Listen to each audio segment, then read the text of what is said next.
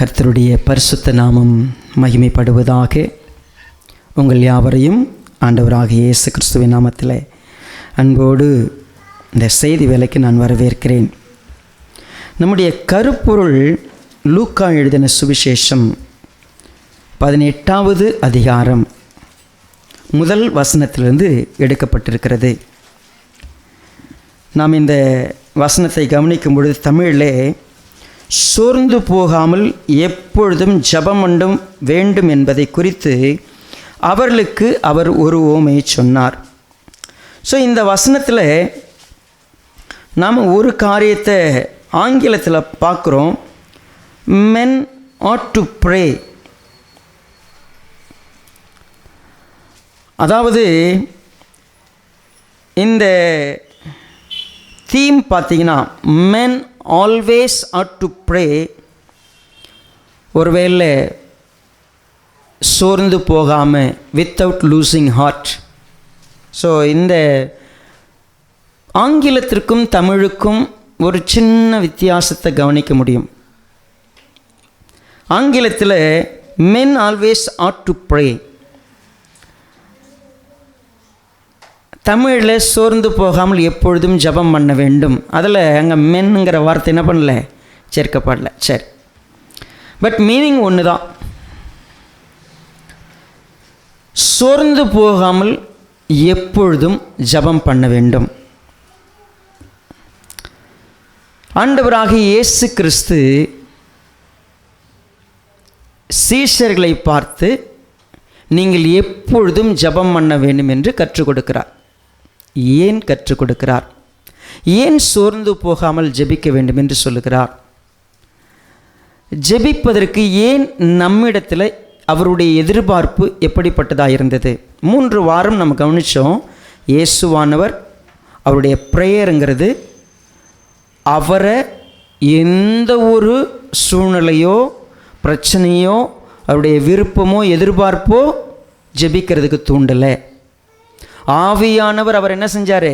ஜெபிக்கிறவராக, பிதாவோடு உறவாய் இருப்பதற்கு வழிநடத்துகிறவராக இருந்தார்.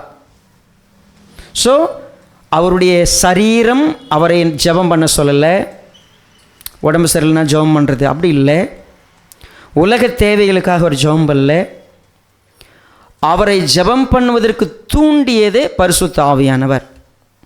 ரெண்டாவது, அவருடைய ப்ரேயர் லைஃப் அப்படின்றது ஒரு டிசிப்ளின்டாக இருந்துச்சு. அந்த டிசிப்ளின் அது காலை இரவு எல்லா நேரங்களிலும் அவர் ஜெபிக்கிறவராக இருந்தார். ஸோ அவருடைய வழக்கம் 40 நாள் போய் உட்காந்து ஜெபம் பண்ணார்னா it is is practice. Okay, 3வது வாரம் நம்ம வந்தோம். ஒரு ஸ்பெசிஃபிக்கான ஒரு டெசிஷன் எடுக்கணும் அப்படின்னா அதற்கு அவர் எப்படிப்பட்ட ஜெப தேவையோடு இருந்தார், எப்படி பிதாக்கிட்ட தேடினார், அவருடைய ஆலோசனை எப்படி தேடினார், அதை எப்படி செயல்படுத்தினார் பார்த்துட்டோம். இப்போது நீங்கள் சோர்ந்து போகாமல் ஜெபம் பண்ணணும். சீஷர்களுக்கு அது ஒரு ஓமையோடு எக்ஸ்பிளைன் பண்ணுறார். இந்த சம்பவத்தை நம்ம நிறைய முறை படிச்சிட்டோம்.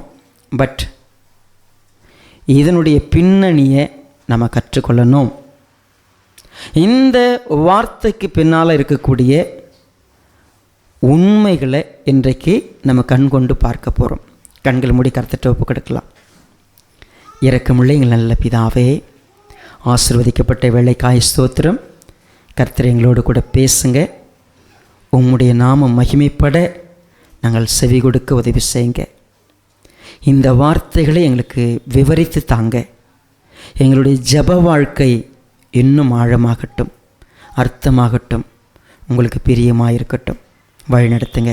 இயேசு ராஜாவை நாமத்தில் தாழ்த்துகிறோம் நல்ல பிதாவே, ஆமென். லூக்கா 18 ஆண்டவராகிய இயேசு கிறிஸ்து ஒரு ஓமையை சொல்லுகிறார்.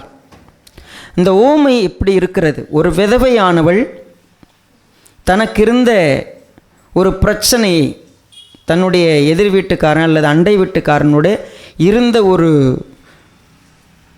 கான்ஃப்ளிக்ட், ஒரு முரண்பாடு, ஒரு சவால், அதற்கான தீர்வை பெற்றுக்கொள்ள முடியாய் அந்த தேசத்திலேருந்து ஒரு நியாயாதிபதியிடத்திலே போகிறாள். அந்த நியாயாதிபதி அவனை பற்றி வேதம் சொல்லுகிறது, அவன் தேவனுக்கு பயப்படாதவனும் ஒரு மனுஷனையும் மதியாதவனுமான ஒரு நியாயாதிபதி. நல்ல மனுஷன் இல்லை. அவன் தேவனுக்கும் பயப்படுறதில்லை, யாரையும் மதிக்கிறதில்லை. இப்படி ஒரு ஆளை நீங்கள் ஒரு அதிகாரியாக பார்த்தீங்கன்னா அவன் எப்படிப்பட்டவனா இருப்பான். ஸோ போய் இந்த அம்மா தொடர்ந்து அவங்ககிட்ட அந்த விண்ணப்பத்தை வைக்கிறாங்க, அவன் கண்டுக்கவே இல்லை. ஆனால் இந்த விதவை தொடர்ந்து அவனை போய் தொந்தரவு செய்கிறாள், எனக்கு நியாயம் செய், எனக்கு நியாயம் செய். இந்த ஸ்டோரி இப்படி முடியுது. அவன் யோசித்தான் தன் மனசில், நான் தேவனுக்கு பயப்படாதவனு தெரியும், யாரையும் மதிக்காதவனு தெரியும், ஆனாலும் இந்த ஸ்திரீ தொடர்ந்து என்னை தொந்தரவு செஞ்சுக்கிட்டே இருக்கிறா. அவள் தொந்தரவு முடிஞ்சிட்டோன்றதுக்காகவே நான் என்ன பண்ண போகிறேன், அவளுக்கு நியாயம் செய்யணும். இதுதான் ஸ்டோரி. இந்த ஸ்டோரி கொண்டு ஆண்டவராகிய இயேசு கிறிஸ்து ஒரு பெரிய உண்மையை அவரை பின்பற்ற போகிறவர்களுக்கு புரிய வைக்க விரும்பினார். ஸோ இந்த ஸ்டோரி வர்றதுக்கான காரணம் என்ன? ஃபஸ்ட்டு ப்ரேயர் பண்ணுங்கப்பா அப்படின்னு சொல்லிட்டு போயிருக்கலாம். நீங்கள் எல்லோரும் என்ன போல் ஜெபம் பண்ணுங்க. நம்ம இன்னும் ஒருவேளை லூக்காவுடைய புஸ்தகத்துலேயும் சரி, மத்திய புஸ்தகத்துலேயும் சரி, லூக்கா 11 சீசர்கள் கேட்குறாங்க, ஆண்டவரே யோவான் தன்னுடைய சீசர்களுக்கு ஜெபம் பண்ண போதித்தது போல் நீரும் எங்களுக்கு போதிக்க வேண்டும்னு கேட்டாங்க. Lord teachers to pray. உண்மையாகவே நம்ம ஒரு கொஞ்சம் வருஷத்துக்கு முன்னாடி விசுவாசம் சபையில் ஒவ்வொரு பதத்திற்கான அர்த்தத்தை படித்தோம். பரமண்டலங்களில் இருக்கிற பிதாவேன அதை ஒரு 4 வாரம் படித்தோம். உம்முடைய நாமம் பரிசுத்தப்படுவதாக அதை ஒரு 4 வாரம் படித்தோம். நம்ம எப்பயுமே என்ன செய்கிறதில்ல, ஒரு சில திருச்சபைகளில் ஜபம்னு சொன்னாவே ஜபம் முடிஞ்ச பிற்பாடு பரமண்டல ஜபம் என்ன பண்ணுவாங்கங்க சொல்லுவாங்க, இல்லை ஜபமே பண்ணாத பரமண்டல ஜபத்தை சொல்லிவிடுவாங்க. ஏன்னா இது யாருடைய ஜபம்? கர்த்தருடைய ஜபம். அதுக்கு ஒரு டைட்டில் இருக்குது, இது யாருடைய ஜபம்? கர்த்தருடைய ஜபம். அவர் பண்ண ஜபத்தை நம்ம பண்ணால் போதுன்னு பண்ணிட்டு போயிடுவாங்க. சாவில் போய் சரியா சாவில் ப்ரேயர் பண்ணிட்டு பரமண்டல எங்களுக்கு பிதாவே நம்ம பரிசுத்தப்படுவதாக, நம்முடைய ராஜ்யம் வருவதாக, நம்முடைய சித்தம் பரமண்டலில் செயல்படுவது போல் உயிர்மை செய்யப்படுவதாக. சாவு முன்னாடி உட்காந்து சொல்கிறார், எங்களுக்கு வேண்டிய அனுதின ஆகாரத்தை. நிறைய நேரத்தில் நமக்கு என்ன செய்கிறேன்னே தெரியுதில்லை, என்ன மீனிங்கில் பண்ணுறேன்னு தெரியுதில்லை. So we have to look at Jesus. அவரை பார்க்கலாம். அவர் ஒரு கதை சொல்லி கொடுத்துருக்கிறாரு. அந்த கதன் மூலமாக ஒரு உண்மையை சொல்ல வந்தார். ஏன் இந்த கதையை சொன்னார், இந்த உண்மைக்கு பின்னால் என்ன இருக்கிறது, என்ன ஜபம்னா என்ன, இதை புரிஞ்சுக்கணும் அப்படின்னு சொன்னால் லெட்ஸ் கோ பேக். 18வது அதிகாரத்துக்கு வரும்போது 17வது அதிகாரத்துக்கு வருவோம். 20வது வசனத்தை பாருங்கள். தேவனுடைய ராஜ்யம் எப்பொழுது வரும் என்று பரிசேயர் அவரிடத்தில் கேட்டபொழுது அவர்களுக்கு அவர் பிரதியுத்தரமாக, தேவனுடைய ராஜ்யம் பிரத்யட்சமாய் வராது, இதோ இங்கே என்றும் அதோ அங்கே என்றும் சொல்லப்படுகிறதற்கு ஏது விராது, இதோ தேவனுடைய ராஜ்யம் உங்களுக்குள் இருக்கிறதே என்றார். சரி, தேவனுடைய ராஜ்யம் இதுவும் நம்ம ஒரு கருப்பொருளில் படிச்சது தான். தேவனுடைய ராஜ்யம் அப்படின்னா என்னன்னே தெரியாது நிறைய பேருக்கு. தேவன் முழுமையாய் நம்மை ஆளுகை செய்கிறது. இந்த ஏதேன் தோட்டம் எப்பொழுதும் நம்ம மறக்கிறதில்லை. ஆண்டவர் என்ன பண்ணார், எல்லாவற்றையும் படைத்து எல்லாவற்றையும் சூப்பராக உருவாக்கிட்டு 2 பேர் அங்கே உருவாக்கிட்டாராங்க. ஆதாம் வேலை கொடுத்தாரு. சொல்லிட்டாரு, நீங்கள் எல்லாவற்றையும் ஆண்டு கொள்ளுங்கள், எல்லாம் உங்களுடைய ஆளுகை கீழே இருக்கும். ஆனால் நீங்கள் மட்டும் யார் ஆளுகையில் இருப்பீங்க, ஏன் ஆளுகையில் இருப்பீங்கன்னு சொன்னார். ஆமாம் தானே? இவங்க என்ன பண்ணாங்க, எல்லாத்தையும் ஆண்டுக்கிட்டு தேவனுடைய ஆளுகை என்ன பண்ணிட்டாங்க, இவங்க மீறிட்டாங்க. அங்கே தான் மிஸ் ஆயிடுச்சு. அங்கே மிஸ் ஆனதுடைய விளைவு தான் இதெல்லாம். இப்போ திரும்பவும் தேவனே ஆளுகை செய்கிற ஒருத்தராக நம்ம மாறணும் அப்படின்ற விஷயம். தேவனுடைய ராஜ்யம் எப்போங்க வரும்? கேள்வியை பாருங்களேன். தேவன் வந்து எப்போ நம்மளாம் ஆளுவார்? அவங்க கேள்வி அதுதான். தேவன் எப்போ நமக்கு ராஜாவாக இருப்பார்? கேள்வி நல்ல கேள்வி தானே. தேவன் எப்போ எனக்கு ராஜாவாக இருப்பார்? தேவன் எப்பொழுது என்னை ஆளுவார்? ஆண்டவர் சொன்ன, நீங்கள் என்ன நினைக்கிறீங்க? ராஜ்யம்னா இப்போ திடீர்னு புதுசாக இருக்கிற கவர்மெண்ட்லாம் டிசால்வ் ஆகிட்டு இனிமேல் ராஜா வந்து இவர் தான் அப்படின்னு ஒரு நியமனம் வரும்னு நினச்சிட்டு இருக்கிறீங்களா? அது அப்படி இல்லை. தேவனுடைய ராஜ்யம் அப்படிங்கிற ஒன்று உங்கள் வாழ்க்கையில் வரணும்னா தேவன் தான் எல்லாத்தையும் செய்யணும், தேவன் நினைக்கிற மாதிரி தான் நடக்கணும், தேவன் பிரியப்படுற மாதிரி தான் உங்கள் வாழ்க்கை இருக்கணும்னு நீங்கள் நினச்சிங்கன்னா முதல்ல உங்களுக்கும் தேவனுக்கும் உறவு இருக்கணும். ப்ரேயருங்கிற விஷயத்தை we are going to leak என்ன அப்படின்னு கேட்டால், தேவனுக்கும் எங்களுக்கும் என்ன சம்மந்தம்? ஆக்சுவலாக ஒரு 2 இன்சிடெண்ட்டை இப்போ பார்க்க போகிறோம். தேவனுக்கும் அவங்களுக்கும் சம்மந்தம் இல்லாத ரெண்டு இன்சிடெண்ட். ஆண்டவர் என்ன சொன்னார்? இந்த உலகத்தில் 2 விதமான மக்கள் நான் உங்களுக்கு அறிமுகப்படுத்துகிறேன். ஒன்று பாருங்கள், 26வது வசனம். நோவாவின் நாட்களில் நடந்தது போல மனுஷகுமாரனுடைய நாட்களிலும் நடக்கும். நோவா பேழைக்குள் பிரவேசித்த நாள் வரைக்கும் ஜனங்கள் புசித்து குடித்தார்கள், பெண் கொண்டு கொடுத்தார்கள், ஜலப்பிரளயம் வந்து எல்லாரையும் அழித்து போட்டது. முதல் ஒரு இன்சிடெண்ட். நோவா கதை தெரிந்தானே. நோவா தாத்தா ஒரு கப்பல் கட்டினார். நம்ம தானே சின்ன சண்டே கிளாஸில் நமக்கு சொல்லி கொடுத்துட்டாங்க. நோவா கதை நமக்கு நல்லா தெரியும். அதுவும் இன்னும் விசுவாச சபையில் நோவா நகர்லேருந்து கொஞ்சம் பேர் வராங்க, சரிங்களா? ஸோ நோவா தெரியாமே இல்லை நமக்கு. ப்ரேயருக்கும் நோவா கதைக்கு என்னங்க சம்மந்தம்? இயேசுவான ஒரு ப்ரேயரை பற்றி ஒரு கதை சொல்கிறதுக்கும் இதுக்கு என்ன சம்மந்தம்? ஆக்சுவலாக இட்ஸ் தேர்.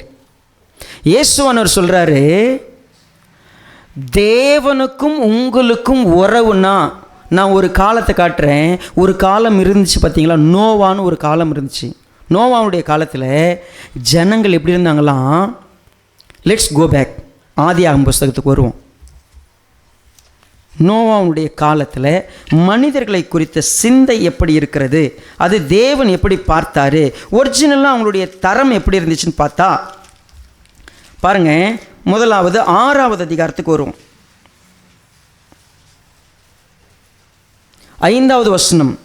மனுஷனுடைய அக்கிரமம் பூமியிலே பெருகினது என்றும் அவன் இருதயத்தின் நினைவுகளின் தோற்றமெல்லாம் நித்தமும் பொல்லாததே என்றும் கர்த்தர் கண்டு தாம் பூமியிலே மனுஷனை உண்டாக்கினதற்காக கர்த்தர் மனஸ்தாபப்பட்டார். அது அவர் இருதயத்துக்கு விசனமாயிருந்தது. இன்னும் கொஞ்சம் தெளிவாக வாசிக்கினா 11வது வசனம் பாருங்க. பூமியானது தேவனுக்கு முன்பாக சீர்கெட்டதாக இருந்தது, பூமி கொடுமையினால் நிறைந்திருந்தது. தேவன் பூமியை பார்த்தார், இதோ அது சீர்கெட்டதாக இருந்தது, மாம்சமான யாவரும் பூமி மேல் தங்கள் வழியை கெடுத்து கொண்டிருந்தார்கள். நோவாவின் நாட்களில் மனுஷங்களுக்கு தேவனை பற்றிய பயமும் இல்லை, தேவனிடத்தில் உறவும் கிடையாது. அவங்க என்ன செஞ்சுக்கிட்டு இருந்தாங்க? புசித்தார்கள், குடித்தார்கள், கல்யாணம் பண்ணாங்க, குழந்தை பெற்றாங்க, அவ்வளோதான். இப்போ கவனிங்க, இப்போ சந்தோஷமாக இருக்கணும், கல்யாணம் பண்ணணும், குழந்தை பெற்றுக்கணும்,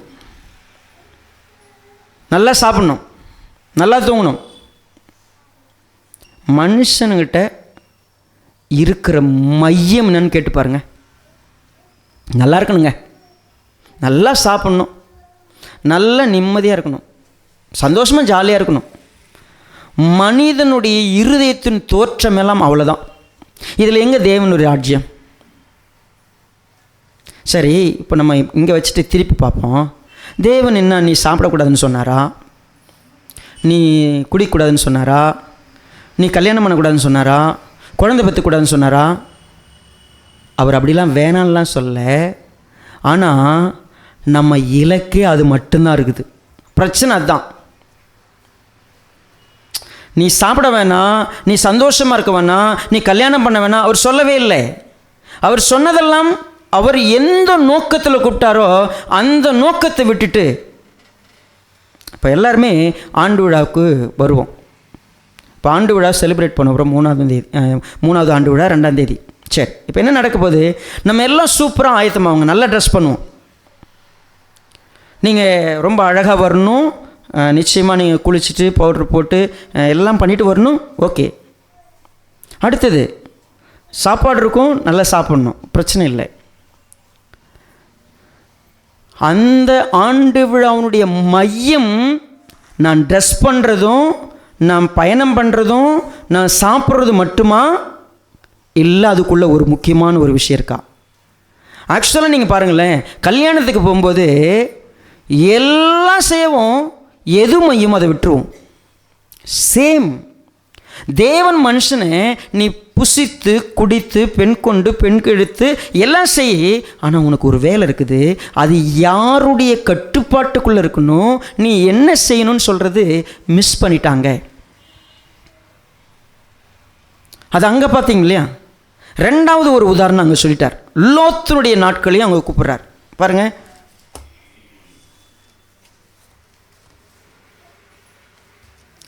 லூக்கா 17:29. லோத்து சோதோமை விட்டு புறப்பட்ட நாளிலே, அதாவது மன்னிக்கணும் 28, லோத்தினுடைய நாட்களில் நடந்தது போலவும் நடக்கும். ஜனங்கள் புசித்தார்கள், குடித்தார்கள், கொண்டார்கள், விற்றார்கள், நட்டார்கள், கட்டினார்கள். அவ்வளோதானே? வீடு கட்டுறது, விதை விதைக்கிறது ஒன்றும் இல்லைங்க. நம்ம வேலை செய்வோம், சாப்பிடுவோம், தூங்குவோம், ஜாலியாக இருப்போம், அவ்வளோதான். லிசன், இந்த மாதிரி வாழக்கூடிய மனிதர்களுக்கு மத்தியில் தேவன் ஒருவர் இருக்கிறார்.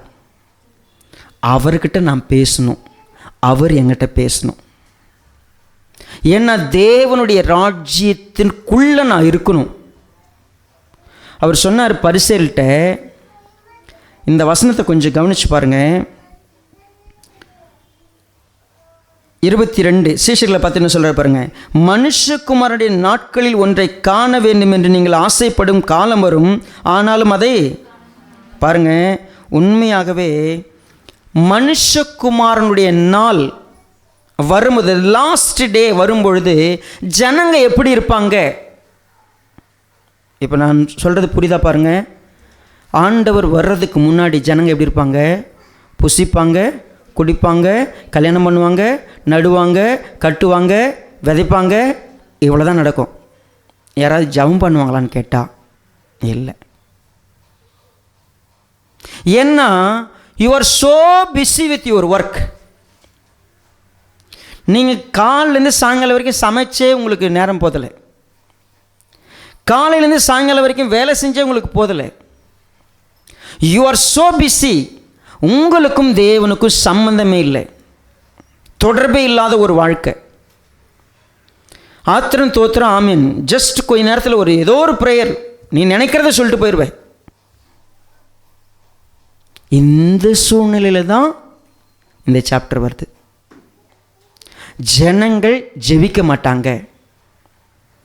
பாருங்க, உங்களுக்கு வேலைக்கு போனால் ஓட்டி, ஒரு 8 மணி நேரம் டியூட்டி இல்லாமல் 4 மணி நேரம் ஓட்டி, சரியா? 12 மணி நேரம் எதுக்கு போயிடுச்சு? சம்பாதனைக்கே போயிடுச்சு. 12 மணி நேரம் வேலைக்கு போயிடுச்சு. இல்லை, கவனித்து பார்த்தா ஒரு 8 மணி நேரம் டியூட்டியாக கூட இருக்கட்டும், அதுக்கு போகிறதுக்கு 1 மணி நேரம், வர்றதுக்கு 1 மணி நேரம், அதிலே விழுங்கி 10 மணி நேரம் போச்சு. நீங்கள் ரொம்ப டயர்டாகிடுவீங்க. தூக்கம் குறைஞ்சபட்சம் 7லேருந்து 8 மணி நேரம், 18 மணி நேரம் எதுக்கு போயிடுச்சு? அதுக்கு போயிடுச்சு. சாப்பாடு 3 வேலையும் கணக்கு பண்ணால் ஒரு 1 மணி நேரம் அதுக்கு போச்சு. ஃபோன் பார்க்குறது, நாங்கள் இதுலேயே இந்த 8 மணி நேரம் டியூட்டி பார்க்க போகிறோம்ல, அதுலேயே நாங்கள் 2 மணி நேரம் திருடி தான் ஃபோன் பார்த்துன்னுக்குறோம். நாங்கள் ஒழுங்காக வேலைலாம் செய்யறதில்லை. ஃபோன் பார்க்குறது ஓவர் டைம் இப்போ எங்களுக்கு, சரிங்களா? நான் எல்லா வேலையும் முடிச்சுட்டு வந்து ஃபோன் எடுக்கிறேங்க நைட்டு சாப்பிட்ட பிறகு. எது வரைக்கும் பார்க்குறேன்? ஃபோனு சூடாகி அது ஆஃப் ஆகிற வரைக்கும் பார்க்குறேன். நான் ஜெபம் பண்ணுறேன்னா, யாராவது நமக்கு ரிமைண்ட் பண்ண, வாங்க ஜெபம் பண்ணலான்னு, வாங்க வாங்க, தூக்கமாக வருது, ஜெபம் பண்ண கூட்டு போகிறேன். நம்ம வீட்டு பிள்ளைங்கள உடனே தூங்கிடுவான். நீ அவன் தூங்கணுன்னு நீங்கள் என்ன முடிவு பண்ணிங்கன்னா என்ன பண்ணுங்க? ஜெபம் பண்ணுங்க. நீங்கள் அவனை தூங்குலாம் சொல்லக்கூடாது. நீங்கள் ஜெபம் பண்ணவே ஆட்டோமேட்டிக்காக என்ன செஞ்சிருவான்? ரைட்? சேம்.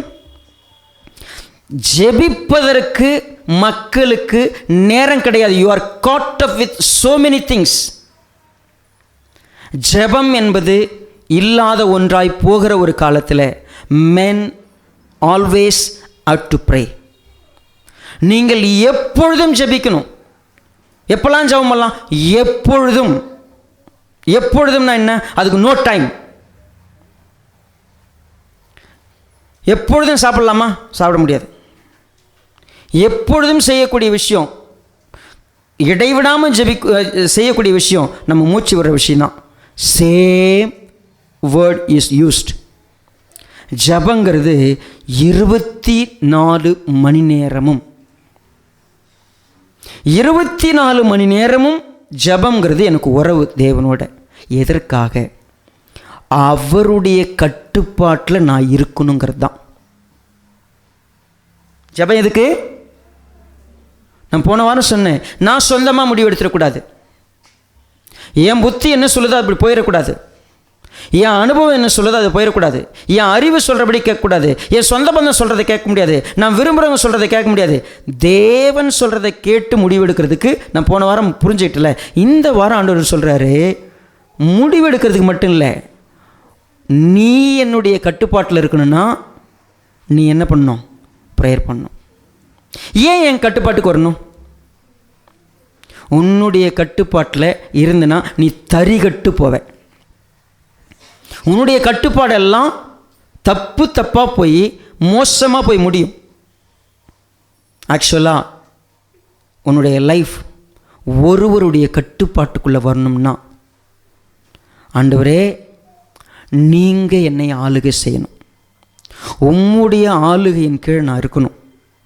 என் சிந்தை, என் நோக்கம், என் சரீரம், என்னுடைய எல்லாம் ஒருத்தருடைய கட்டுப்பாட்டில் இனி நான் இல்லை, எல்லாவற்றையும் நான் சிலுவை கீழே கொடுத்துட்டேன், எல்லாம் அவர் தான் இனிமே.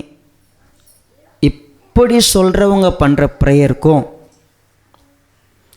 என் இஷ்டத்துக்கு எல்லாத்தையும் செஞ்சுக்கிட்டு நான் ஒரு ஜெபம் பண்ணுறேன்னா, நீங்கள் புரிஞ்சுக்கங்க, நீங்களாக உட்காந்துக்கிட்டு உங்கள் விருப்பத்தையெல்லாம் செஞ்சுக்கிட்டு நீங்கள் யோசிக்கிறதெல்லாம் பண்ணிவிட்டு போய் முட்டி போட்டு ஆண்டவர்கிட்ட ஒரு வார்த்தை ஜெபம் பண்ணிங்கன்னா அந்த ஜெபம் பிதாக்கிட்ட கேட்குமா? அது பிரியமாக இருக்குமானா? இல்லவே இல்லை.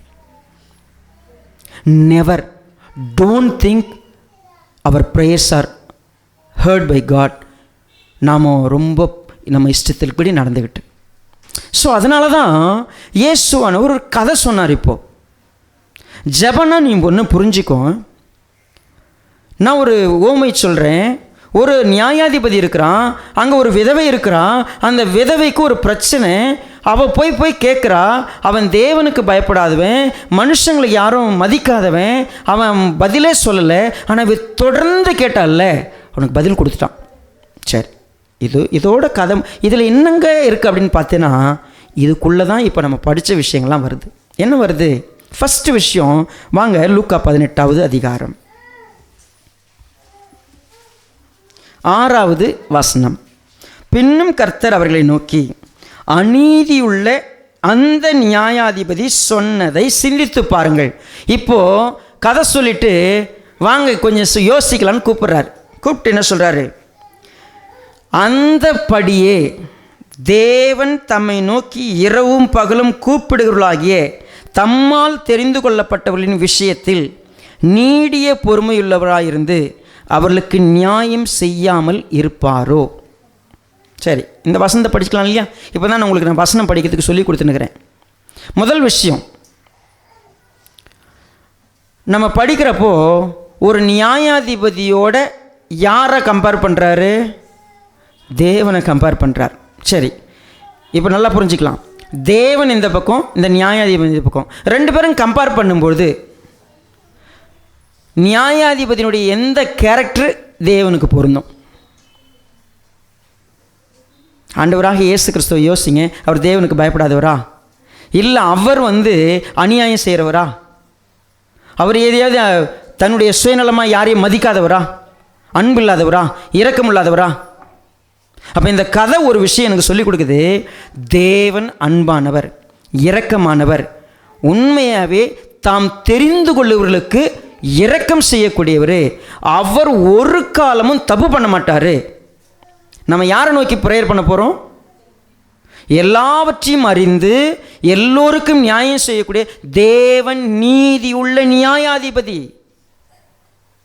என்னுடைய தேவன் இரக்கமுள்ளவர், என்னுடைய தேவன் அன்புள்ளவர். என்னுடைய தேவன் எப்படிப்பட்டவர்? தன்னுடைய ஜீவராசிகள் மேலே அக்கறை உள்ளவர். நான் யார்கிட்ட பேசணும்? ஃபஸ்ட்டு நான் யார்கிட்ட பேசுகிறேன்னு சொன்னால், எப்படிப்பட்டவர்கிட்ட பேசுகிறேன்? அவர் பரலோகத்தில் இருக்க என்னுடைய பிதா அப்படின்னு சொன்னால் அவருடைய கேரக்டர் என்ன? நம்ம ஒவ்வொரு முறையும் தேவனிடத்தில் போய் உட்காரும் பொழுது இந்த உலகத்தை பார்த்து கற்றுக்காதீங்க. ஐ ஆல்வேஸ் சுவிட்ச் ஆஃப். யாரெல்லாம் கர்த்தர்கிட்ட கத்தி பேசுகிறாங்களோ, சத்தம் போட்டு ஜெபம் பண்ணுறாங்களோ, அவங்களாம் அறிவியினர்னு நான் எப்பொழுதே புரிஞ்சுக்கிட்டேன். ஆண்டவர்கிட்ட கட்டளை போடுறதுக்கு நமக்கு என்ன இருக்குது? ஆண்டவரை போட்டு அப்படியே பிடிச்சி இழுத்து செய்யுங்க பண்ணுங்க. என்னது? யார்? ஒவ்வொரு ஜபமும் எவ்வளோ கேவலமாக போயிடுச்சு இன்னைக்கு. கர்த்தர் எப்படிப்பட்டவர்? நீதி உள்ள நியாயாதிபதி. அவர் இரக்கமுள்ளவர், அன்புள்ளவர், காருண்யத்தினால அவரை போல ஒருத்தரை நீ பார்க்க முடியாது. அவர்கிட்ட போய் பேச போகிறேன்னு எப்படி போகணும்? நீ பாடுன்னு மூஞ்சி கழுவாத போய் உட்காந்துக்கிறது, வாயை கூட கழுவுறது இல்லை. நீ என்ன விதத்தில் வேணால் இருந்தாலும் ஆண்டவர்கிட்ட பேசினா ஆண்டவர் கேட்டுருவார்.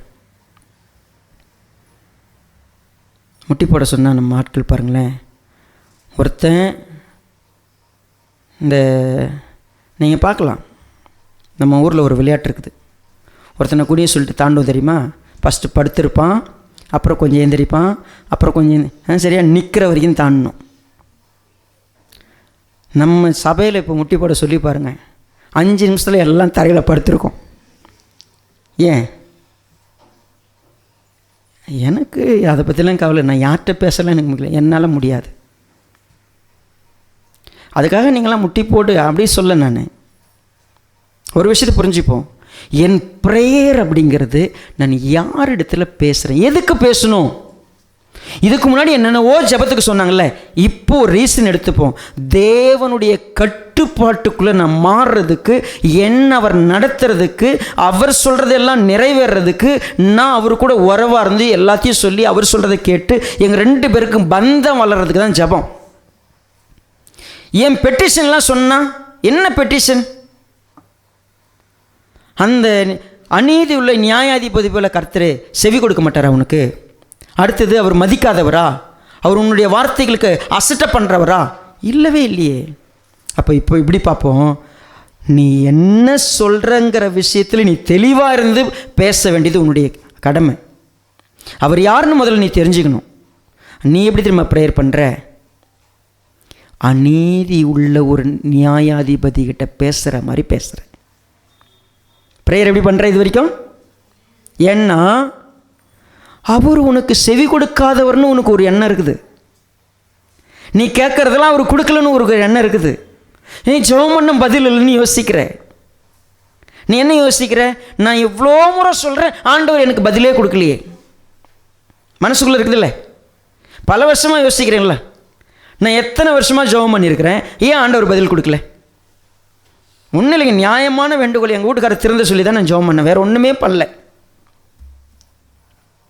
என் பொண்டாட்டி திருத்த சொல்லி தாங்க 18 வருஷமாக ப்ரேயர் பண்ணுறேன். பெரும்பாடாகுது எனக்கு. நல்ல ப்ரேயர் தானே? நீங்கள் நினச்சிட்ருக்கலாம், அவர் அநீதி உள்ள நியாயாதிபதியா உங்கள் ஜெபத்துக்கு பதில் கொடுக்காமல் இருக்கிறதுக்கு? நீங்கள் இந்த கதை ஏன் சொல்லப்பட்டது? தேவன் என்னவோ ரொம்ப அநியாயம் பண்ணுற மாதிரியும், உங்களை அசட்டை பண்ணுற மாதிரியும், உங்களை கவனிக்காத மாதிரியும் ஒரு ஃபீல் வருது. இல்லை, நீ இன்னும் ப்ரேயர்னா என்னென்னு தெரியாத இருக்கிற. ஜெபனா என்னன்னு தெரியல உனக்கு. ஏன்னா தாம் தெரிந்து கொள்ளுவர்களுக்கு அவர் நியாயம் செய்யக்கூடியவர். அவர் எப்போ அநியாயம் செய்வார்? அவரால் அநியாயமே செய்ய முடியாது. அப்படி இருக்கிற பட்சத்தில் ஏன் என் ப்ரேயர் ஆன்சர் பண்ணப்படலை? நிறைய நேரத்தில் நமக்கு குழப்பம் இருக்குல்ல. லிசன், உங்களுக்கு இந்த மாதிரி ஒரு குழப்பம் வந்துன்னா உங்கள் இருதயத்துக்குள்ளே தேவனை பற்றி ஒரு தப்பான எண்ணம் இருக்குது. ஏன் ஆண்டவரே, எப்போ ஆண்டவரே, எது வரைக்கும் ஆண்டவரே? கொஸ்டின்லாம் கேட்குறேன்ல, சங்கீதக்காரன் கேட்பான்ல, எது வரைக்கும் ஆண்டவரே, எப்படி ஆண்டவரே, ஏன் ஆண்டவரே, நிறைய கேள்வி கேட்டேன்ல. அப்படி கிடையவே கிடையாது. இயேசு ஆண்டவரே இன்றைக்கி அது அப்படி ப்ரேயர் பண்ணிப்பேன், ஏன் ஆண்டவரே அப்படின்னு, எது வரைக்கும் ஆண்டவரே அப்படிலாம் இல்லவே இல்லைல்ல. ஸோ அப்போ ஒரு விஷயத்தை புரிஞ்சுக்கலாம். பவுல் அவர்கள் இந்த ப்ரேயர் எப்படி கற்றுக்கிட்டாருன்னா 2 கொரிந்தியர் 12வது அதிகாரம். பவுல் எப்படி கற்றுக்கிட்டார் பாருங்க.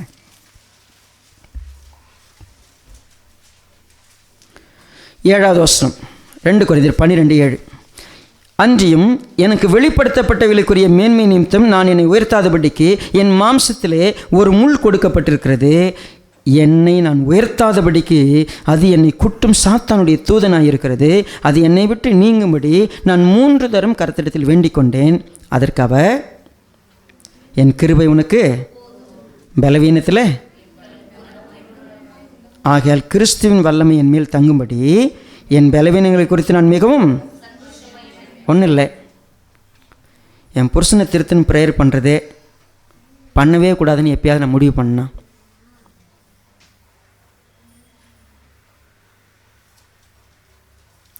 இந்த கேள்வி உங்களுக்கு புரியுதா பாருங்கள். நான் ஒரு விஷயம் சரியானோ அப்போ தான் நான் நல்லா இருப்பேன்னு யோசித்தல, சரியில்லைன்னா தான் நீ நல்லா இருப்பேன்னு கர்த்தருக்கு முடிவு பண்ணி வச்சுருந்தாருன்னா நீ ஏன் கேட்குற? நான் அவங்க திருந்தி அவங்களும் பரலோகம் தானே ஆண்டவரே நான் கேட்குறேன். உன் சுயநலம் அது உள்ளே இருக்குது. உங்கள்கிட்ட ஒரு வீக்னஸ் ஒன்று வச்சுருக்கிறேன். எதுக்கு தெரியுமா? அது வைக்கலன்னா நீ என்னை விட்டு ஓடி போயிடுவேன், என் கட்டுப்பாட்டில் இருக்க மாட்டேன். உன்னை நான் என்னுடைய கிருபை உனக்கு போதும், நீ இங்கே இரு, நீ என்னை பிடிச்சிட்டு இருக்கணும்னா உனக்கு எல்லாம் கொடுத்துட்டுனா நீ என்னை விட்டு போயிடுவே. பவுலுக்கு சொன்னார் அப்படி தான். ஏன் ஆண்டவரே நான் ப்ரேயர் பண்ணுறேன் ஏன் நீங்கள் பதில் சொல்ல? அப்புறம் என்ன தான் ப்ரேயர் பண்ணுறது? ஆண்டவரே சோர்ந்து போகாமல் ஜெபிக்கிறதுக்கு சீசலுக்கு என்ன சொல்லி கொடுத்தாரு? உன் நியாயாதிபதி நீதி உள்ளவர். ஃபஸ்ட்டு விஷயம், அவர் உனக்கு அநியாயம் செய்யலை, அவர் உனக்கு துரோகம் பண்ணலை, அவர் செவி கொடுக்காமல் இல்லை. உனக்கு பதில் கொடுக்கலன்னா அதில் ஒரு நன்மை இருக்குது. அவர் உனக்கு என்ன பதில் கொடுக்குறாருன்னு கேளு. நீ என்ன பண்ணாத, இதெல்லாம் செஞ்சால் நான் நல்லா இருப்பேன் நீ நினச்சிக்காத. என்ன நீ உன் எண்ணத்தின் கட்டுப்பாட்டில் இருக்கிற, நீ அவர் கட்டுப்பாட்டுக்கு இன்னும் வரல. இதை சரி பண்ணால் நான் நல்லா இருப்பேன், அதை சரி பண்ணால் நல்லா இருப்பேன், இப்படி இருந்தால் நல்லா இருப்பேன். வெயிட், நீ ஒன்றும் கடவுள் இல்லை, உனக்கு எல்லாம் தெரியாது. எப்போ எதை எப்படி செய்யணும் அவருக்கு தெரியும். இவ்வளோ பெரிய பாதிப்பாயிருச்சுன்னா என்ன பண்ணிட்டோம் அவருக்கு தெரியும்பா. உன்னை எத்தனை நாள் இந்த உலகத்தில் வைக்கணும், எப்படி வைக்கணும், எதுக்காக வைக்கணும், அற்புதமாக நடத்துவார் அவர். இதோட முடியலல்ல, நம்ம ஒரு குறிப்பிட்ட காரியத்தை கவனித்து பார்க்கலாம். இது எல்லாம் கொண்டாந்து எங்கே சேர்க்கிறாருன்னு லூக்கா 18வது அதிகாரம்.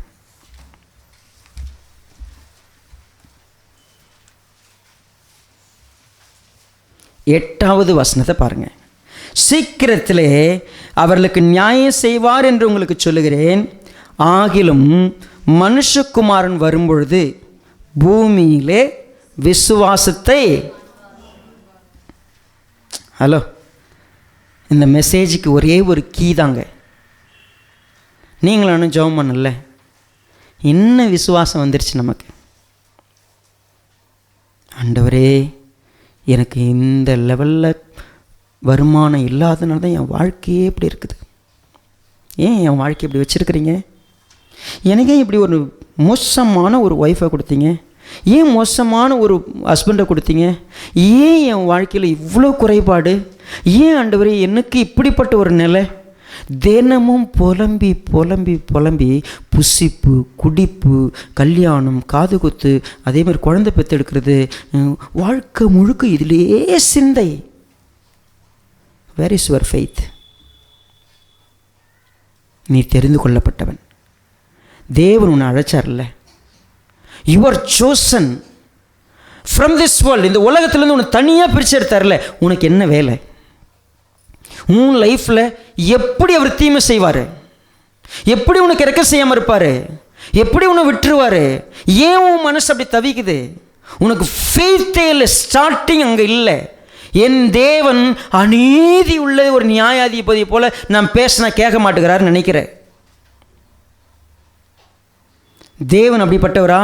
அப்படிப்பட்டவர் இல்லையே. அவர் உன்னுடைய சத்தத்துக்கு செவி கொடுக்கணும்னா முதல்ல உன்னுடைய ஃபெய்த்தை பாரு. நீ என்ன யோசிக்கிற? என் தேவன் அதை சகலத்தையும் சீராக செய்கிறவர், நேர்த்தியாக செய்கிறவர், அற்புதமாக செய்கிறவர். அப்போ என் வாழ்க்கையெல்லாம் எல்லாம் தப்பாக இருக்குது. அது தப்பாக இருக்கட்டும். போய் 3 முறை முறையிடுறார் பவுல்.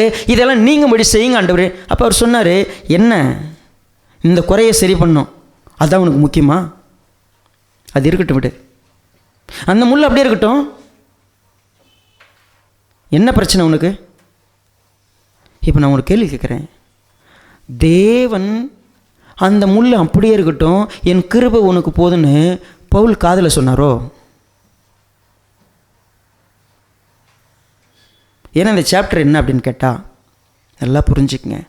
2 கொரிந்தியர் 12, ஒரு மனிதனை அறிவேன், அந்த மனிதன் 3ஆம் வானம் வரைக்கும் எடுத்துக்கொள்ளப்பட்டான். சரியா? எனக்கு வெளிப்படுத்தப்பட்டவர்களை குறித்து நான் மேன்மை பாராட்டுறேன் சொல்லணும்னு பார்த்தா 3ஆம் வானம் என்னது? பரலோகத்து வரைக்கும் போயாச்சு.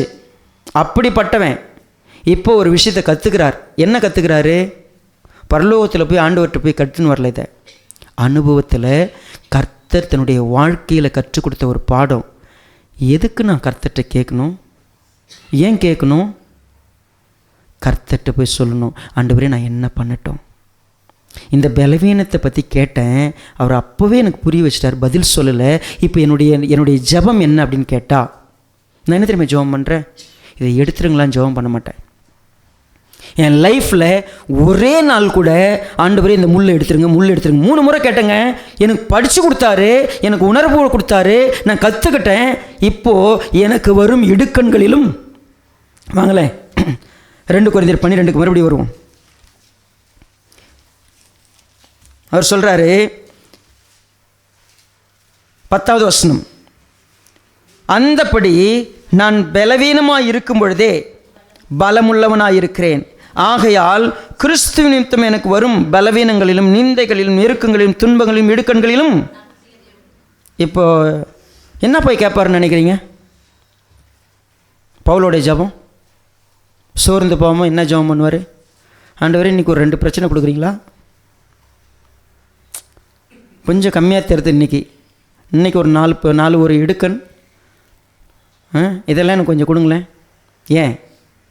உம்முடைய வல்லமையை நான் பார்க்கணும், உம்முடைய பலத்தை நான் பார்க்கணும், உம்முடைய கிருபையை நான் பார்க்கணும். உங்கள் கிருபை என் கூட இருக்கிறத, உம்முடைய வல்லமை என்கிட்ட இருக்கிறத, நீங்கள் செயல்படுறதை பார்க்கணும்.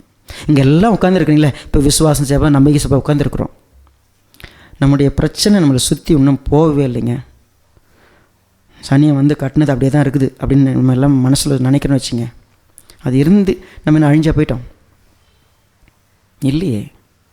ஏன் நம்ம துவளணும்? ஏன் சோர்ந்து போகணும்? எல்லாம் அவருடைய தீர்மானத்தின்படி என் வாழ்க்கையில் நடக்கணும்னா, அவர் எனக்கு திட்டமிட்டபடி நடக்கணும்னா எனக்கு ஒரு ஃபெய்த் இருக்குது. என் தகப்பன் நல்லவர், அவர் நீதி உள்ளவர், அவர் இரக்கம் உள்ளவர். என்ன கஷ்டத்தின் பாதையில் நடத்தினாலும் சரி, நல்ல பாதையில் நடத்தினாலும், என்ன நடத்தினாலும் என் ஃபோக்கஸ் எல்லாம் அவர் என்ன சொல்கிறாருன்னு நான் கேட்பேனா, அவருடைய கட்டுப்பாட்டில் இருப்பேனா, அவர் நினைக்கிற மாதிரி இருக்குமா?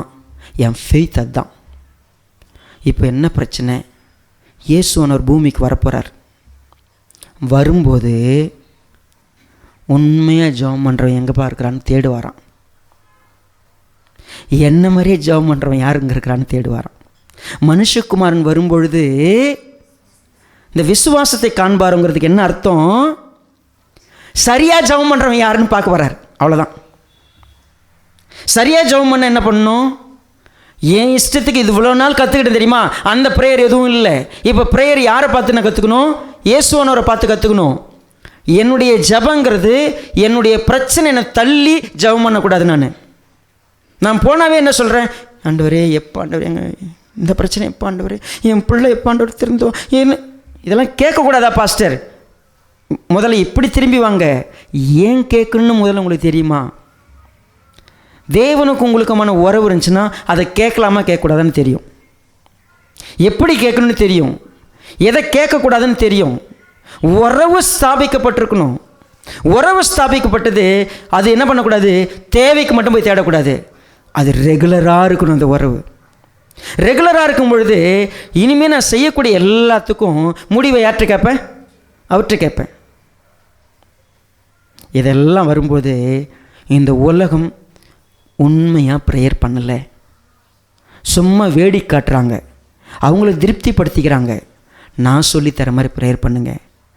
தேவன் நீதியுள்ளவர், நியாயாதிபதி, அவர் உண்மையானவர், உங்களை நேசிக்கிறவர், அவர் உங்களுக்கு செவி கொடுக்கிறவர், உங்களை தெரிந்து கொண்டவர், உங்களுக்கு நியாயம் செய்யாமல் இருக்க போகிறதில்ல. ஜஸ்ட் லிசன், கேட்க ஆரம்பிங்க. பவுல் கற்றுக்கிட்டாரு. என்ன கற்றுக்கிட்டாரு? உண்மையவே அவருக்கும் ஒரு சில நேரத்தில் ப்ரேயர் இருந்துச்சு. ஆண்டவரே இதை நீங்கள் இப்படி பண்ணுங்கன்னு கேட்டு பார்த்தாரு. ஆண்டவர் பதில் கொடுக்கல.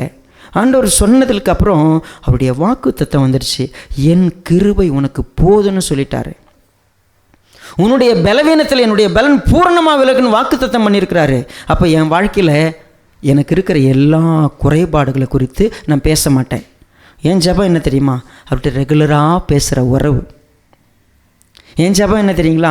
என் பிரச்சனையை அடுக்கி இதெல்லாம் சரி பண்ணுங்கன்னு லிஸ்ட்டு போட்டு வைக்கிறதில்ல. அவர்கிட்ட கேட்பேன், இது சரியா, நான் என்ன பண்ணட்டும்? ஆண்டவரே நீங்கள் என்னை நடத்துகிற பாதை எப்படிப்பட்டது? அதில் இன்றைக்கி எத்தனை கஷ்டம் இருக்கும், எத்தனை பிரச்சனை இருக்கும், அதுக்கு உங்களுடைய வல்லமை எனக்கு வேணும், உங்களுடைய கிருபை எனக்கு வேணும். பிரச்சனை வேணான்னு நான் ஜெபம் பண்ணவே மாட்டேன், போராட்டம் வேணான்னு ஜெபம் பண்ணவே மாட்டேன், இதை எடுத்து போட்டுருக்குன்னு சொல்லவே மாட்டேன். நீங்கள் நடத்துகிறதுல என்ன இருந்தாலும் உங்கள் வல்லமையை நான் பார்க்கணும், உங்கள் கிருபையை பார்க்கணும், உங்களுடைய மகிமையை நான் பார்க்கணும். என்னை நடத்துங்க. தயவு செய்து இது வேண்டாம், இது எனக்கு இல்லை, இது இருந்தால் தான் நான் நல்லா இருப்பேன்ற ப்ரேயரெல்லாம் அவரை அறியாதவங்க செய்கிறவங்க. உங்கள் தேவன் இந்த அநீதி உள்ள நியாயாதிபதி போல கிடையாது. அவர் ரொம்ப நல்லவர். அவர் உனக்கு தீமை செய்ய மாட்டார். அப்போ இந்த பிரச்சனை உன்னை வடிவமைக்க தேவன் வச்சிருக்கிறார், உன்னை செதுக்க வச்சிருக்கிறார், உன்னை சீர்படுத்த வச்சிருக்கிறாரு. நீ அவரோடு நெருங்கி இருக்கிறதுக்கு வச்சிருக்கிறார். உண்மையாகவே உங்களை 4 பேர் தூக்கி போடலன்னா நீங்கள் ஆண்டவர் மடியில் இருக்கிற சந்தோஷத்தை பார்க்கவே முடியாது. உங்களை 4 பேர் கேவலமாக திட்டலைன்னா ஆண்டவர் பேசுகிற வார்த்தை இனிப்பாக தெரியாது. உங்களை 4 இடத்துல அவமானம் பண்ணலன்னா கர்த்தர் உங்களை உயர்த்துறது உங்களுக்கு தெரியவே தெரியாது. வெயில் இருந்தால் தானே மறுநாள் உங்களுக்கு இனிமையாக இருக்கும். அப்போ ஏதோ ஒன்று நடக்கிற எல்லாவற்றையும் கர்த்தர் பொறுமையாய் நீடிய பொறுமையுள்ளவராக பார்த்துட்ருக்கிறாரா? என் லைஃப்பில் இனிமே இதை மாற்றுங்க, இதை செய்யுங்க நான் சொல்ல மாட்டேன். அவர் என்னை அனுமதிக்கிற பாதையில் அவருடைய பலத்தை தேடுவேன், அவருடைய உறவை தேடுவேன், அவருடைய மகிமையை தேடுவேன், அவருடைய ஆலோசனை தேடுவேன், அவருடைய முடிவை தேடுவேன். என் ஜெபமெல்லாம் என்ன தெரியுங்களா? அவற்றை போய் அவர் என்ன சொல்கிறாருன்னு கேட்பேன். நான் என்ன விரும்புகிறேன்லாம் கேட்கவே மாட்டேன். என் ப்ரேயர் ஸ்டைலே மாறிடுது. சோர்ந்து போயிட்டா ஏன் இதை போய் கேட்கறது, இதை எப்படி கேட்கறது? நான் சோர்ந்தே போக மாட்டேன். ஏன்னா எங்கள் அப்பா யாருன்னு எனக்கு தெரியும், அவர் எப்படிப்பட்டவர்னு எனக்கு தெரியும். என்னுடைய ஃபெய்த், என் விசுவாசம் என் ஜெபத்தினுடைய அடிப்படை. நான் எப்படிப்பட்ட விசுவாசம் உடையவனாக இருக்கணும் அப்படி தான் நான் ஜெபம் பண்ணுவேன். ஏன்னா புசிக்கிறது குறித்தும், குடிக்கிறது குறித்தும், பெண் கொடுக்கறது குறித்தும், பெண் எடுக்கிறது குறித்தும், குழந்தை பெருக்கிறது குறித்தும், நடுறது குறித்தும், கட்டுறது குறித்தும் தான் என் ப்ரேயர் எல்லாம் இருந்திருக்கு. லோத்தினுடைய காலத்துலேயும் நோவானுடைய காலத்துலேயும் அவங்களுக்கெல்லாம் அது எதுவுமே இல்லை. இன்றைக்கும் மனுஷங்க அப்படி தான் இருக்கிறாங்க. எல்லாம் வாரி கொண்டு போக மட்டும் உணராதிருந்தார்கள். இன்னைக்கு நீங்கள் நானும் உணராது இருக்கக்கூடாது. ப்ரேயரை கற்றுக்கலாம். Just will start like this. என்ன ப்ரேயர் பண்ண சொல்கிறது என் மாம்சமோ என் தேவையோ அல்ல. நான் ப்ரேயரில் போய் உட்கார்றதே இதெல்லாம் லிஸ்ட்டு போட்டு ஆண்டவர்கிட்ட சொன்னால் ஆண்டவர் செஞ்சிருவார். அந்த அடிப்படையே தூக்கி குப்பையில் போட்டுறேன் ஃபஸ்ட். ரெண்டாவது, ப்ரேயருங்கிறது எனக்கு உறவு. நான் அந்த உறவுக்கு என்ன பண்ண மாட்டேன், நான் நேரம் தான் பேசுவேன், அப்படி இல்லை, நேரம் எடுத்து பேசுவேன், கான்ஸ்டண்ட்டாக பேசுவேன், ஃப்ரீக்வெண்ட்லி, எப்பொழுதும் அந்த ஃப்ரீக்வன்சி இருந்துக்கிட்டே இருக்கும், தொடர்பு இருந்துக்கிட்டே இருக்கும் கர்த்தரோட. நான் ஏன் அந்த தொடர்பு வச்சுருக்கிறேன், என்னை பற்றி அவர்கிட்ட சொல்கிறதுக்கு இல்லை, அவரை பற்றி தெரிஞ்சுக்கிறதுக்கு, கேட்குறதுக்கு, நான் அவரை புரிஞ்சுக்கிறதுக்கு. எனக்கு சொல்லித்தாங்கப்பா, எனக்கு புரிய வைங்கப்பா, உங்கள் பலத்தை கொடுங்கப்பா. நான் கேட்குறதெல்லாம் அதுவாக தான் இருக்கும். நாலாவது, நான் அவரை புரிஞ்சிக்க என்ன அவருடைய கட்டுப்பாட்டுக்குள்ளே கொண்டு போய் வைக்கிறேன். நான் அவசரப்படக்கூடாது, நான் ஆத்திரப்படக்கூடாது, நானாக செயல்பற்றக்கூடாது, என் மாம்சம் வெளிப்பற்றக்கூடாது. அதுக்கு நான் அவருடைய உதவியை கேட்பேன். நான் தெளிவாக புரிஞ்சிருக்கிறேன். ஏன்னா அவர் நீதியாக எனக்கு நிச்சயம் நன்மை செய்வார்னு எனக்கு தெரியும். அந்த விசுவாசத்தின் அடிப்படையில் தான் என் ஜெபமே இருக்கும். ஆண்டவர் சொல்லி கொடுத்தார். எத்தனை பேர் உட்கார்ந்து நியாயாதிபதி கதைக்கிட்ட உட்கார்ந்து இதெல்லாம் நம்ம இது வரைக்கும் யோசித்தோம்? யோசிக்கவே இல்லை. கர்த்தர் இன்றைக்கி நமக்கு பேசியிருக்கிறார். நம்ம தீர்மானம் என்ன, நம்ம என்ன ஜெபம் பண்ண போகிறோம், நம்ம வாழ்க்கையில் ஜெபம் இப்படி மாறப்போகுது. சும்மா ஏதோ உட்காந்து சொல்லணுமேன்றதுக்காக ஜெபம் பண்ண போகிறோமா? இல்லை. பப்ளிக்காக இப்போ சர்ச்சில் பண்ணுற ப்ரேயர் இது வழக்கமாக நம்ம எல்லோரும் சேர்ந்து செய்ய வேண்டிய ஜெபம். பட் பர்சனல் ரிலேஷன்ஷிப், இந்த முறைப்படுத்தப்பட்ட, இந்த வகைப்படுத்தப்பட்ட ஜெபம் இல்லது. ப்ளீஸ், ஆண்டவர் போதிக்கிறார், கற்றுக் கொடுக்கிறார். என்னுடைய லைஃப்பில் என் விசுவாசம்தான் ஜெபிக்கணும். நான் எப்படிப்பட்ட விசுவாசத்தை வச்சுருக்கிறேன், எப்படிப்பட்ட நம்பிக்கையோட கர்த்தரிடத்தில் எதிர்நோக்கியிருக்கிறேன். மனுஷகுமாரன் வரும்பொழுது ஜெபிக்கிறவனை பார்ப்பாரா? உண்மையாக அவரை போல் இருக்கிற ஒருத்தரை பார்ப்பாரா? எஸ். ஆண்டவரே, நம்மெல்லாம் சொல்லலாம், விசுவாசம், நம்பிக்கை, இந்த செய்தி கேட்குற எல்லாரும் சொல்ல முடியும். ஆண்டவரே, நான் அப்படி ஒரு ஆளாக மாற விரும்புகிறேன், உதவி செய்யுங்க. இனிமே ஜெப ஜீவியம் மாறட்டும், ஜெபத்தினுடைய தன்மை மாறட்டும், உதவி செய்யுங்க. நான் விசுவாசிக்கிறேன், அவரால் எல்லாம் ஆகும், அவரால் முடியாத காரியம் ஒன்றுமே கிடையாது. ஏன் அப்போ இதை இப்படி வச்சிருக்கிறாருன்னு நான் புரிஞ்சுக்கிட்டேன். இனிமேல் கேட்க மாட்டேன். அதுக்கு எனக்கு நான் ஞானத்தை கேட்பேன், பலத்தை கேட்பேன், வழியை கேட்பேன், நான் போயிட்டே இருப்பேன்.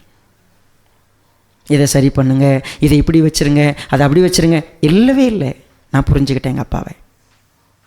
ஒப்பு கொடுக்கலாமா? கண்களை மூடி.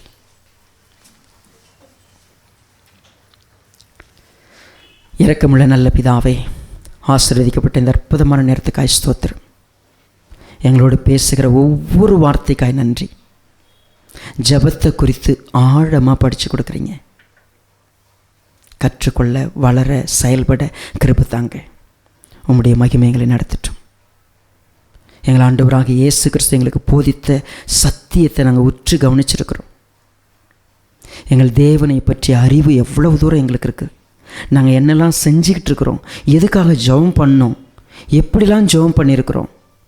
ஆனால் மனுஷகுமாரன் வரும்பொழுது அவர் சொல்லி கொடுத்த விதமாய் தன் வாழ்க்கையை வடிவமைத்து விசுவாசத்தில் நின்று பிதாவோடு உறவை ஸ்தாபித்த நபர் யாருன்னு தேடுவார்னு சொன்னால் எவ்வளோ பரிதாபமாக இருக்குது. அந்த தேடுதலில் என்னை பார்த்து அவர் சந்தோஷப்படணும். அப்பா, எனக்கு உதவி செய்யுங்க. இந்த ஜெபத்தை என்னோடு சேர்ந்து செய்கிற எல்லாருக்கும் இந்த கிருபையை தாங்க. உங்களுடைய மகிமைகளை நடத்தட்டும். எங்களை குறித்து நாங்கள் அதிகமாக சிந்தித்து ரொம்ப தப்பாக ஜெபம் பண்ணாமல் சரியாக ஜெபம் பண்ண கற்றுத்தாங்க. உங்களுடைய மகிமை நடத்தட்டும். இயேசு கிறிஸ்துவின் விலையேற பெற்ற நாமத்தில் தாழ்மையோடு அர்ப்பணிக்கிறோம் நல்ல பிதாவே. ஆமேன்.